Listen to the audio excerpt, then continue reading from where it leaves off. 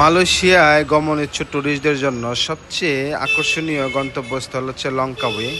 আজ আমরা যাচ্ছি লঙ্কাওয়েতে। লঙ্কাওয়ের সৌন্দর্য দেখব দু চোখ ভরে এবং আপনাদেরকে দেখাবো। আশা করি একদম পুরো সময়টা সাথেই থাকবেন। লঙ্কাওয়ে মূলত একটি দ্বীপপুঞ্জ, শত শত দ্বীপ নিয়ে গঠিত এই লঙ্কাওয়ে।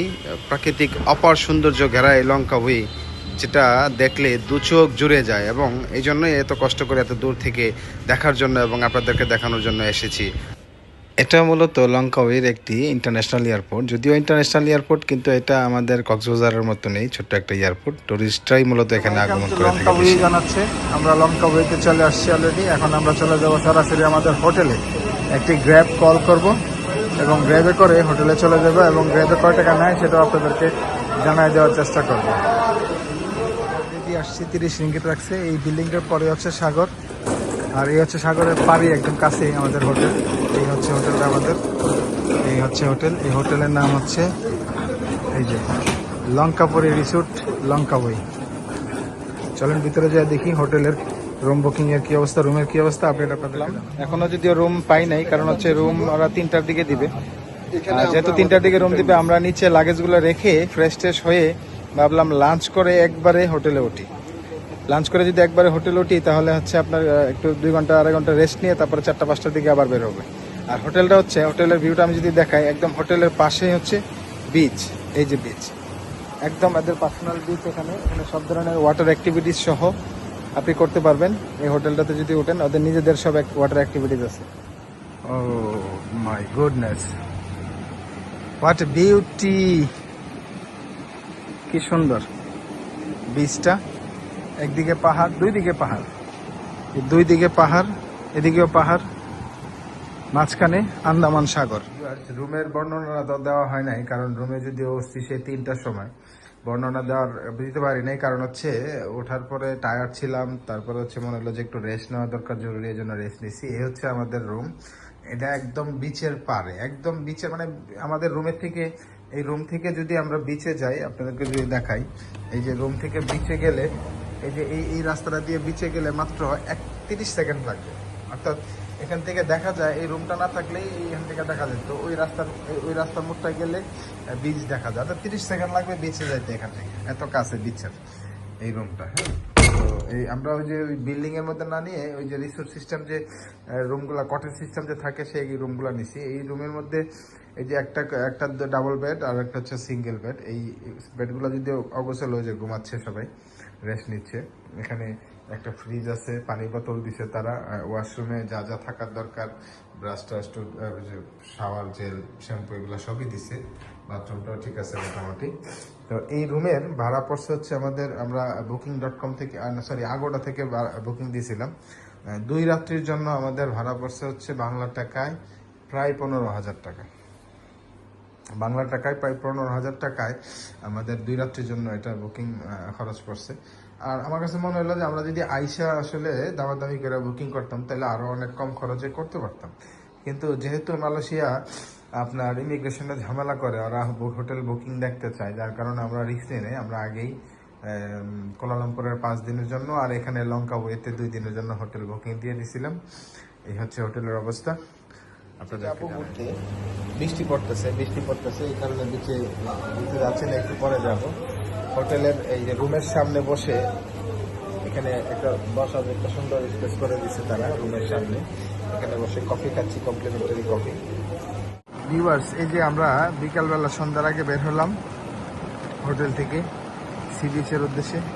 সি বিচটা দেখেন কত সুন্দর। এই যে সূর্য ডুবতেছে, সূর্য ডুবার সিনটা আসলেই খুব অসাধারণ, দেখার মতো একটা সিন। বৃষ্টি না থাকলে মানে আরো ভালো লাগতো না। পর থেকে বৃষ্টি পড়তেছে, যার কারণে আসলে ঘুরে বারে ঘুরে দেখা যাচ্ছে না।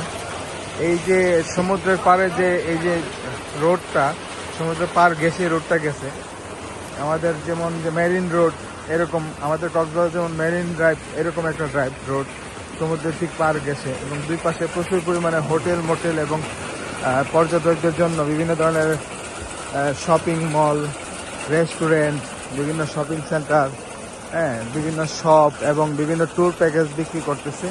এখানে মোটরসাইকেল রেন্ট করতেছে। আপনি চাইলে এখান থেকে মোটরসাইকেল রেন্ট করেও সারা লঙ্কাউই ঘুরে ঘুরে দেখতে পারেন। পাশাপাশি এখান থেকে গাড়ি নিয়েও আপনি সারা লঙ্কাউই ঘুরে ঘুরে দেখতে পারেন। অলমোস্ট একই কালার, ছেলে মেয়ে বাচ্চা সবার জন্য এখানে পোশাক রয়েছে, বিভিন্ন ধরনের পোশাক, কিন্তু অলমোস্ট সেম কালারের পোশাক এবং কালারফুল পোশাক দেখে অনেক চমৎকার লাগে। এরকম অনেকগুলো ডিউটি ফ্রি শপিং মল পেয়ে যাবেন, যেখানে সমস্ত প্রোডাক্ট হচ্ছে ডিউটি ফ্রি।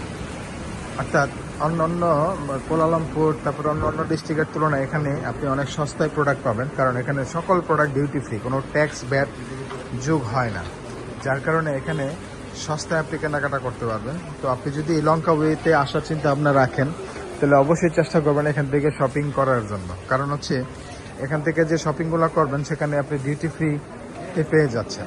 হ্যাঁ, আপনি যদি কুয়ালালামপুর থেকে শপিং করেন তাহলে আপনাকে অবশ্যই ডিউটি দিতে হবে, আর এখান থেকে যদি আপনি কেনাকাটাগুলো করেন তাহলে ডিউটি ফ্রিতে আপনি পেয়ে যাবেন। এখানে সব ধরনের প্রোডাক্ট, যত ধরনের প্রোডাক্ট চান, চকলেট থেকে শুরু করে যত আইটেম আছে সব আইটেম আপনি পাবেন এখানে।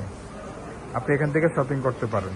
এরকম অনেকগুলা শপিং সেন্টার এখানে রয়েছে, অর্থাৎ সুপার শপ সিস্টেমের। এখানে সব ধরনের প্রোডাক্ট আপনি অ্যাভেলেবেল পাবেন। এই যে হার্ড ড্রিঙ্কস থেকে শুরু করে দেখেন, এটা হচ্ছে হার্ড ড্রিঙ্কস এরিয়া। এখানে অনেক ধরনের সকল ধরনের হার্ড ড্রিঙ্কস আছে। হার্ড ড্রিঙ্কস থেকে শুরু করে গ্রোসারি আইটেম, ফুড, তারপরে হচ্ছে চকলেট আইটেম, চিপস আইটেম, হ্যাঁ, তারপরে সফট ড্রিঙ্কস, সকল ধরনের আইটেম আপনি এখানে পেয়ে যাবেন এক ছাদের তলে। এখানে অনেক সস্তা। ওই সাইডে বড় র্যাকেজগুলো দেখেন কত, 169 রিঙ্গিত, তার মানে প্রায় 4,000, 4,500 5,000 টাকার মধ্যে আপনি এই বড় বড় লাগেজগুলো পাচ্ছেন, এই ছোট লাগেজগুলো এখানে, এই ট্রলিগুলো পাচ্ছেন। হ্যাঁ, মোটামুটি এই লঙ্কাউইতে আমি যতটুকু জানি যে সকল প্রোডাক্ট হচ্ছে আপনার ডিউটি ফ্রি। যেহেতু ডিউটি ফ্রি, তুলনামূলক আপনি মালয়েশিয়ার সব জায়গার চেয়ে আপনি লঙ্কাউইতে কিন্তু কম প্রাইসে বা কম টাকায় আপনি কিন্তু প্রোডাক্ট কিনতে পারতেছেন। তো সুতরাং আপনি যদি লঙ্কাউই ভিজিট করতে চান তাহলে আপনি একটা অবশ্যই টার্গেট রাখবেন যে এখান থেকে আপনি শপিং করার। অর্থাৎ মালয়েশিয়া যদি আপনি আসেন, নিশ্চয়ই আমরা যখন বিদেশ ভ্রমণ করি তাহলে কম বেশি শপিং আমরা করার চেষ্টা করি এবং শপিং করি। সেই শপিংটা যদি আপনি লঙ্কাউইতে করেন তাহলে কিন্তু তুলনামূলক সস্তায় আপনি কিনতে পারবেন, কারণ এখানে সকল প্রোডাক্ট হচ্ছে ডিউটি ফুডে। যারা বাজেটের মধ্যে খাবার খাইতে চান, এই যে একটা ওদের ট্রেডিশনাল ফুড কলা পাতার মধ্যে ওরা প্যাকেট করে দিছে, এই যে সিঙ্গারের মতো প্যাকেট করা।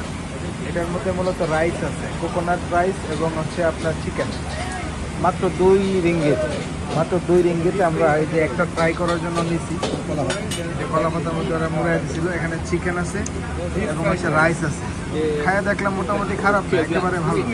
এই যে এইগুলা যেগুলো আছে ফ্রাইড রাইস বিভিন্ন ধরনের 10 রিঙ্গিত, 11 রিঙ্গিত, আর এটা মাত্র 2 রিঙ্গিত। আর 2 রিঙ্গিতে আমার মনে হয় একটা যদি একজনে খায়, আমরা একটা নিয়েছিলাম ট্রাই করার জন্য একটা নিয়ে 3 জনে মিলে খাইলাম, কিন্তু ভালোই লাগলো, খারাপ না।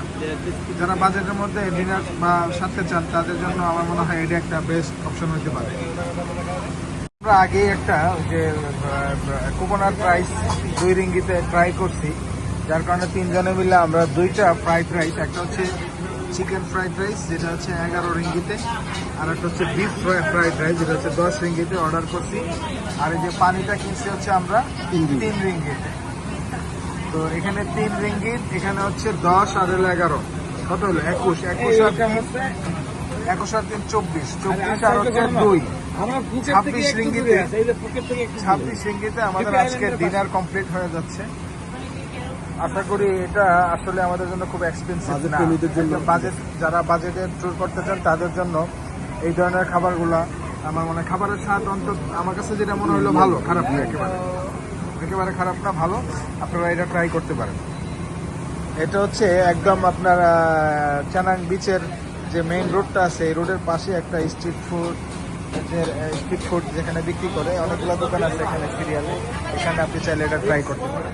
আসসালামু আলাইকুম। আজকে আমরা দ্বিতীয় দিন মালয়েশিয়ার লঙ্কাওয়েতে, আমাদের এই যে হোটেল লঙ্কাপুরি থেকে আমরা বের হলাম, দ্বিতীয় দিনের যাত্রা শুরু করলাম।